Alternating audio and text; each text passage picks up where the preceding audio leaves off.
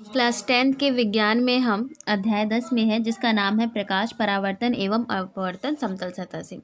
और लास्ट के वीडियो में हमने ये जाना कि अगर कोई वस्तु पास में हो तो उसका साइज़ जो है बड़ा क्यों दिखता है, और कोई वस्तु अगर दूर में हो तो उसका साइज़ छोटा क्यों दिखता है। ठीक है, वो इस बात पे निर्भर करता है कि उसके द्वारा जो परावर्तन कोण का मान है वो कितना बड़ा है।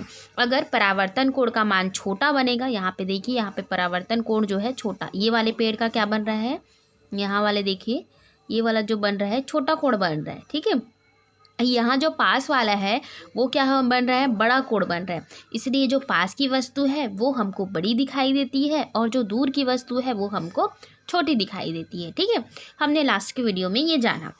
आज हम देखेंगे कि अगर आपको अपना पूर्ण प्रतिबिंब देखना है, मतलब कि पूरा का पूरा प्रतिबिंब ऊपर हेड से लेके नीचे फुट तक का, तो उसमें दर्पण कितना लंबाई का चाहिए। ठीक है, मतलब दर्पण की लंबाई कितनी होगी अगर हमको अपना पूरा का पूरा प्रतिबिंब देखना हो। तो ये क्वेश्चन जो है एक्चुअली पूछा जाता है। ठीक है, इसीलिए ये बहुत इम्पॉर्टेंट है, इसको आप ध्यान से समझिए, बहुत ईजी है। ठीक है, तो देख लेते हैं एक्सपेरिमेंट। यहाँ पे एक समतल दर्पण रखा है M और M डैश। ठीक है, M और M डैश का क्या है, यहाँ पे समतल दर्पण रखा गया है।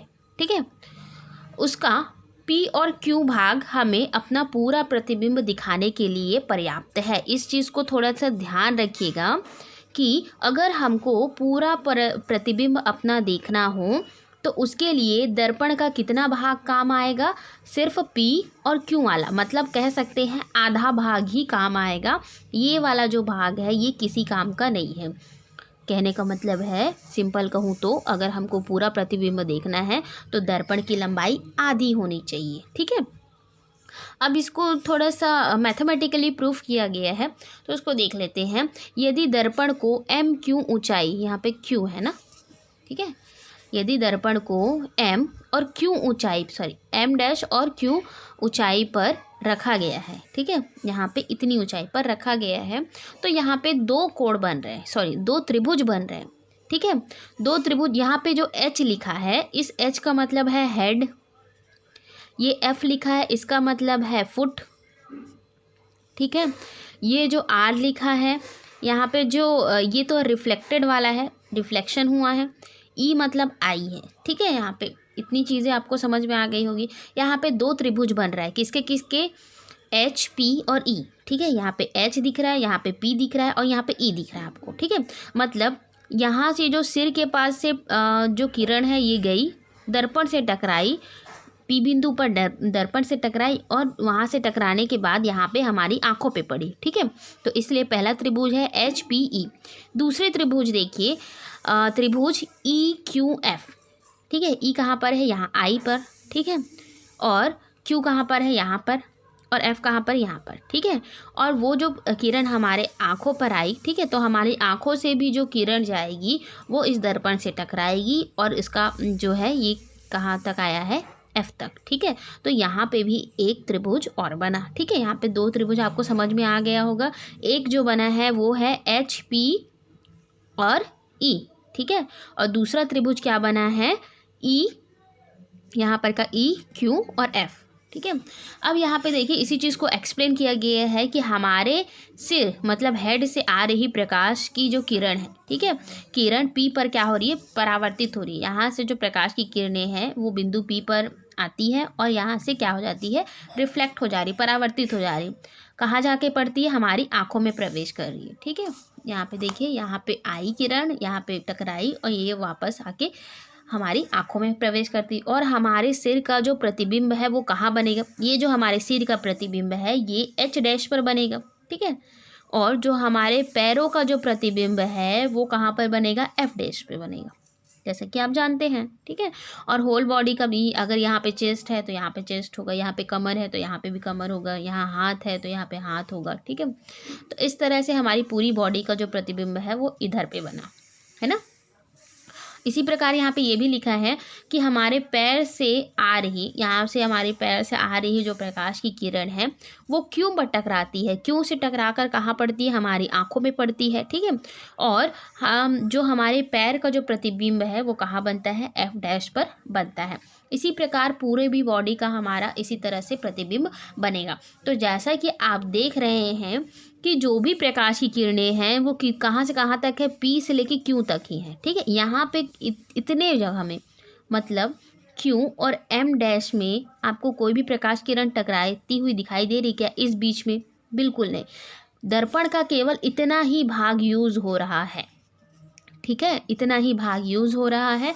तो उसी को मैथमेटिकली इस तरह से फिर दिखाया गया है। यहाँ पे देखिए, चूंकि I और R दोनों बराबर होते हैं इसलिए यहाँ पे लिखा गया है परावर्तन के नियम से I1 अगर बराबर होगा तो क्या होगा, R1 भी बराबर होगा। I2 किसके बराबर होगा, R2 के बराबर होगा, ठीक है।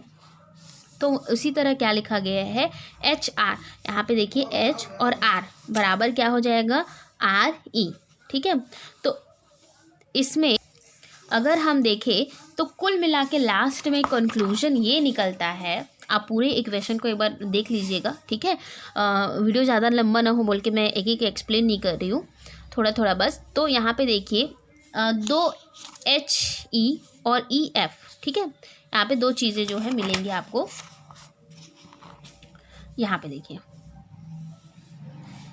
ये फर्स्ट समीकरण, ये दूसरा समीकरण, और दोनों समीकरण से क्या होगा फिर इस तरह से आ जाएगा, PQ बराबर क्या होगा, इस तरह से आ जाएगा। PQ बराबर क्या होगा, HE/2 प्लस EF/2, ठीक है। दोनों में कॉमन निकाल लेते हैं, क्या हो जाएगा 1/2 HE प्लस EF, ठीक है। तो ये क्या हो गया, हाफ, ठीक है। यहाँ पे मतलब H मतलब हेड, ठीक है, और F मतलब फुट। तो अगर हमको अपने हेड से लेके फुट तक का इमेज देखना है तो दर्पण की लंबाई कितनी होनी चाहिए, हाफ होनी चाहिए, आधी होनी चाहिए, ठीक है। यहाँ पे लिखा भी है दर्पण का उपयोगी भाग उस व्यक्ति की लंबाई का आधा होगा, ठीक है। मान लीजिए यहाँ पे ये इतनी लंबाई का कोई व्यक्ति है, तो दर्पण में इसको अगर अपना पूरा इमेज देखना हो तो इस व्यक्ति की लंबाई का आधा दर्पण ही यूज़ होगा, ठीक है।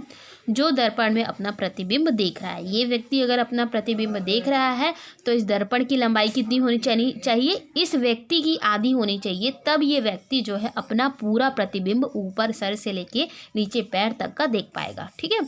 यहाँ पे और भी लिखा है कि अर्थात दर्पण को आँख के स्तर की आधी ऊंचाई पर रखने की आवश्यकता है, ठीक है। अगर हमको पूरा प्रतिबिंब देखना है तो उसको हमारे आँख के कितनी ऊंचाई पर रखना चाहिए, आधी, ठीक है, हमारे आँख की आधी ऊंचाई पर।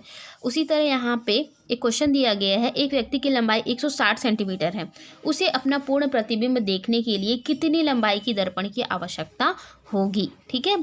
तो चूंकि दर्पण का कितना भाग यूज होता है, 1/2 भाग, ठीक है। तो दर्पण की लंबाई बराबर 1/2 व्यक्ति की लंबाई, मतलब व्यक्ति की लंबाई की आधी, ठीक है। तो इसलिए 1/2 गुणा 160, ठीक है, 2 8 16 0 80 सेंटीमीटर। मतलब अगर 160 सेंटीमीटर लंबाई वाले व्यक्ति को अपना पूरा प्रतिबिंब देखना हो तो उसके लिए दर्पण की कितनी लंबाई बोला गया है, 80 सेंटीमीटर होनी चाहिए, ठीक है। इस तरह से भी क्वेश्चन आते हैं, तो इसको आप लोग समझ जाइएगा।